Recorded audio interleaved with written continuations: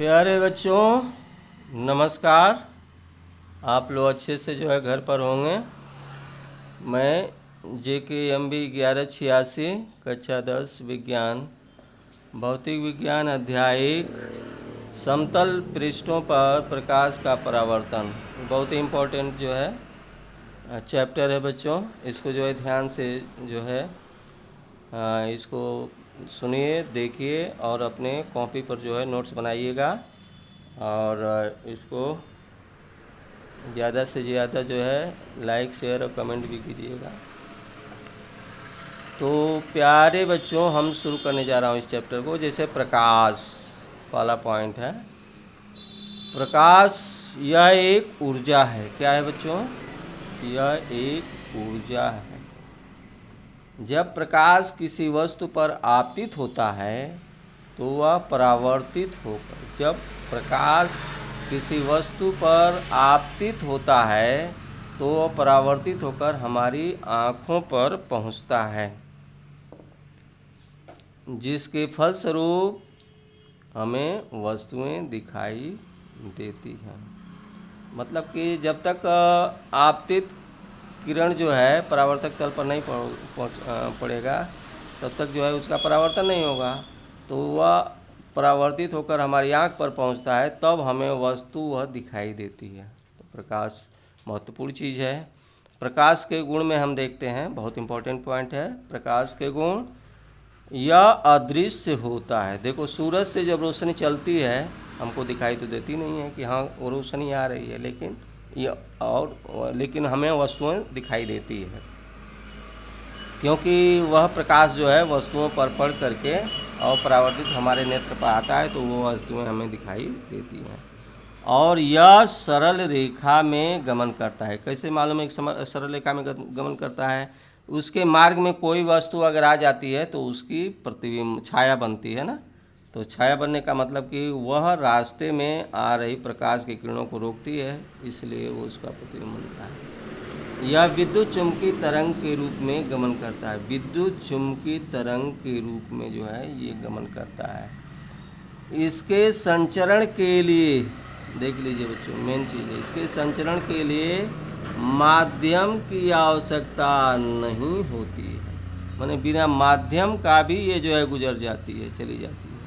और यह पारदर्शी माध्यम से गुजर सकता है। ये पारदर्शी माध्यम, इसीलिए आगे जो है शीशा है तो हम शीशे के दूसरे तरफ जो है वस्तुएं दिखाई देती है, अर्थात प्रकाश जो है उससे गुजर जाता है, इसलिए हमको जो दिखाई देती है। और निर्वात में प्रकाश की चाल 3×10⁸ मीटर प्रति सेकंड होती है। बहुत इंपॉर्टेंट पॉइंट है बच्चों।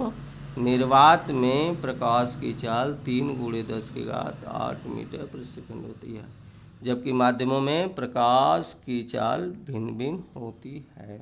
सघन माध्यम है तो उसमें प्रकाश की चाल कम हो जाएगी, विरल माध्यम में प्रकाश की चाल जो है अधिक होगी, लेकिन निर्वात है तो उसमें सबसे अधिक प्रकाश की चाल होगी।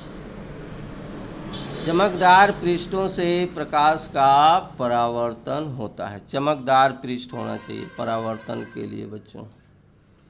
और जब प्रकाश किरण एक माध्यम से दूसरे माध्यम में जाती है तो वह अपने पथ से विचलित हो जाती है। देखिए, माध्यम बदल रहा है।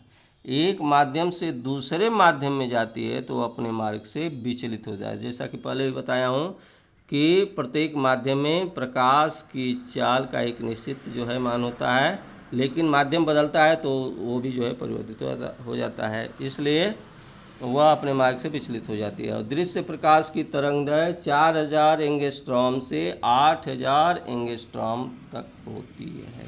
जैसे कि लाल रंग के प्रकाश का जो है सबसे ज़्यादा जो होता है 8000 एंगस्ट्रॉम होता है। अब जो है प्रकाशिक माध्यम किसे कहते हैं देख लो बच्चों। प्रकाश जिन माध्यमों से होकर गुजरता है वो प्रकाशिक माध्यम कहलाता है। ये 3 होते हैं। जिन माध्यमों से प्रकाश का अधिकांश भाग गुजर जाता है उसे पारदर्शक माध्यम, और जिन माध्यमों से प्रकाश का कुछ भाग गुजरता है उसे पारभाषक माध्यम, और जिन माध्यमों से कोई भी प्रकाश का भाग गुजरता नहीं है उसे अपारदर्शक माध्यम कहते हैं।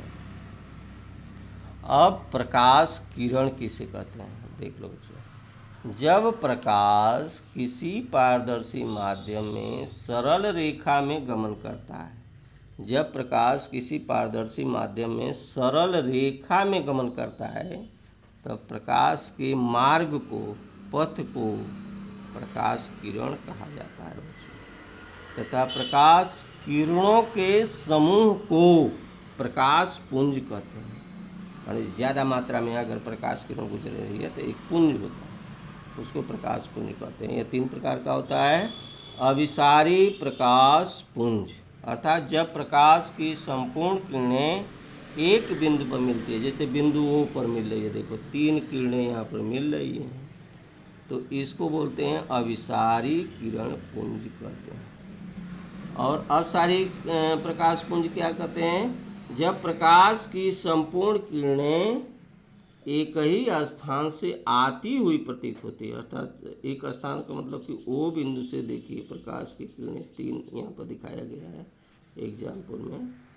तो इस तरह से जो है यह जो प्रकाश पुंज है यह अपसारी प्रकाश पुंज। और देख लो, जब प्रकाश की समस्त किरणें एक दूसरे के समांतर होती हैं तो समांतर प्रकाश पुंज कहते हैं। देखो ये 3 जो है ये किरण है, देखो बच्चों, तीनों एक दूसरे के समांतर है। जब 2 रेखाओं के बीच की दूरी हर जगह बराबर होती है तो वो समांतर किरण होते हैं। अब प्रकाश का विवर्तन देख लो। यदि प्रकाश के पथ में रखी अपारदर्शी वस्तु बहुत छोटी होती है, यदि प्रकाश के रास्ते में कोई अपारदर्शी वस्तु है रखी हुई है, वो बहुत छोटी है, तो प्रकाश सरल रेखा में चलने के बजाय इसके किनारे पर मुड़ने की प्रवृत्ति होती है, इसके किनारे पर मुड़ जाता है। तो इस प्रभाव को प्रकाश का विवर्तन, बहुत इम्पोर्टेंट है, ये नोट है बच्चों, इम्पोर्टेंट पॉइंट है प्रकाश का विवर्तन। प्रकाश का परावर्तन देख लो। प्रकाश की किसी चिकनी व पॉलिशदार सतह से टकराकर, चिकनी देख लो, चिकनी और पॉलिशदार सतह से टकराकर वापस उसी माध्यम में लौटने की जो घटना है, देखो लौटने की जो घटना प्रकाश का परावर्तन कहलाता है। अब ये देखो लो, ये जो है दर्पण है, समतल दर्पण है, और ये जो है दर्पण पर सीधा डाला गया जो लंब है ये अभिलंब है, और ये आपतित किरण है। देखो बच्चों, ये आपतित किरण है, ये आपतित किरण है। मान लीजिए हम बी ले लो, तो ये भी आपतित किरण है। तो ये आपतित किरण है, और ये क्या है? चमकदार सतह है, और इधर पॉलिश की गई है। तो चमकदार सतह के जिस बिंदु पर जो है ये पड़ती है, इसको आपतन बिंदु कहते हैं।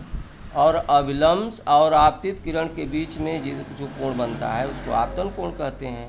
तो जितना आपतन कोण होता है उतना ही जो है परावर्तन कोण, देखिए परावर्तन कोण बनाते हुए वस्तु अपने ही माध्यम में परावर्तित हो जाती है।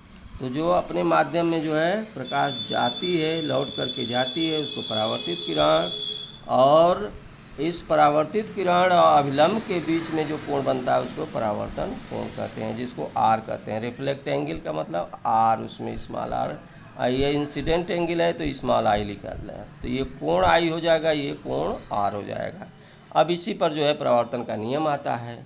तो समतल दर्पण से परावर्तन के मुख्यतः 2 नियम है बच्चों। ये 2 नियम याद किए रहेगा, बोर्ड एग्जाम में ये आता है परावर्तन का नियम। पहला नियम देख लो, आपतित किरण, परावर्तित किरण, आपतन बिंदु पर अभिलंब, तीनों एक ही पृष्ठ में होते हैं, तीनों एक ही तल में होते हैं। ये परावर्तन का पहला नियम है। और दूसरा नियम है आपतन कोण बराबर परावर्तन कोण, अर्थात कोण आई बराबर कोण आर, यहाँ पर लिखा है बच्चों। ये दोनों जो है जो नियम है इसको याद कर लीजिएगा। और उत्क्रमणियता का मतलब देखिए, ये समतल दर्पण है, समतल दर्पण है, और इसमें प्रकाश की किरण जो है ये आपतित किरण है, ये अभिलंब है, और ये परावर्तित किरण है। अगर यहाँ पर जो है दर्पण रख दिया गया, देखिए समतल दर्पण रख दिया गया है, तो ये जो आपतित किरण है ये परावर्तित किरण बन जाती है, और ये जो है ये जो है परावर्तित किरण जो है आपतित किरण बन जाती है और आपतित किरण परावर्तित किरण बन जाती है, तो ये उत्क्रमणी हो गया। तो प्रकाश के परावर्तन की घटना में यदि परावर्तित किरण को आपतित किरण मान लिया जाए तो आपतित किरण परावर्तित किरण की तरह व्यवहार करने लगता है। प्रकाश के इस गुण को प्रकाश की उत्क्रमणीयता कहते हैं। बच्चों, आज के दिन बस इतना ही जो इस चैप्टर का जो है वीडियो, और आगे जो हम अगले जो है वीडियो में देंगे। तब तक के लिए बहुत बहुत धन्यवाद। इसको अधिक से अधिक जो है लाइक, शेयर, सब्सक्राइब और कमेंट करें।